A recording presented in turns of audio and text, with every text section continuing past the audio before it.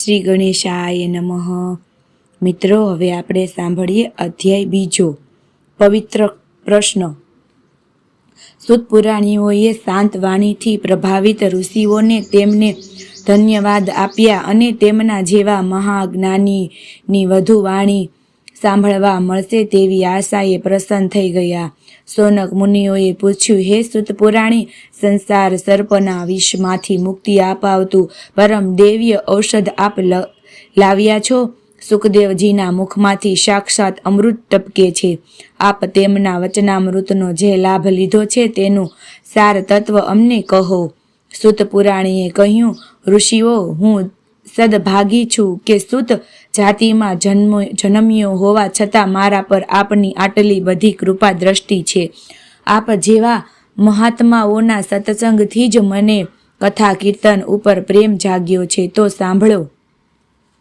બ્રહ્માપુત્ર નારદજી એકવાર અલકનંદા ગંગાના કિનારે બદ્રીનારાયણના આશ્રમમાં ગયા અને નમસ્કાર કરીને કહ્યું, હે કૃપા સાગર, હે સત્ય સ્વરૂપ, હે સાક્ષાત નારાયણ, આપ જ છો કે સંયમ અને કષ્ટ સહન કરવામાં જ સાર્થકતા છે. સંસાર વ્યવસ્થા પાલનથી ચાલે છે. આ ભયાનક કળિયુગમાં ઘણા ઓછા માનવીઓ નીતિ, પુણ્ય અને સત્યનું આચરણ કરી શકે છે. તેથી માનવી કરે તેવું ભરે છે. હું મૃત્યુ લોકમાંથી જ આવું છું. મેં જોયું છે કે ત્યાં ચાલી રહેલી અવિદ્યા, માયા, મોહ, મમતાથી તો પ્રલય આવશે. માનવીઓને સન્માર્ગે ચીંધનારા કોઈ નથી. આપ તેમને કોઈ સુવ્રતનો સાર સંભળાવો કે જેથી તેઓ તેનું આચરણ કરી કલ્યાણ સાધી શકે. ભગવાન નારાયણ બોલ્યા, વત્સ નારદ, તમારા જેવા પરોપકારી મહાત્માઓ જ સાંસારિક માનવીઓનો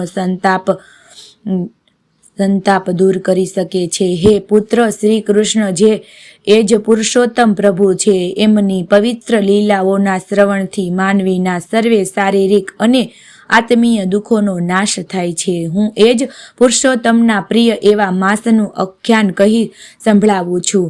દેવર્ષિ નારદે પૂછ્યું, પ્રભુ, આ નવો માસ પુરુષોત્તમ માસ કયો? તેના અધિષ્ઠાતા દેવ કોણ? તેમની કથા કહો.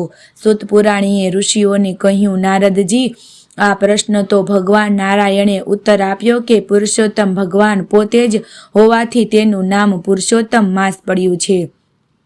તેમાં તપ, દાન અને વ્રત ફળદાયી નીવડે છે. નારદજીએ પૂછ્યું, આ તપ, દાન, વ્રત કઈ રીતે કરવા? આજે તો સમગ્ર વિશ્વ દુઃખથી ત્રાહિમામ છે. કોઈ સરળ ઉપાય બતાવો અને એવી કથા કહો કે જેથી શાંતિ અને આશ્વાસન મળે.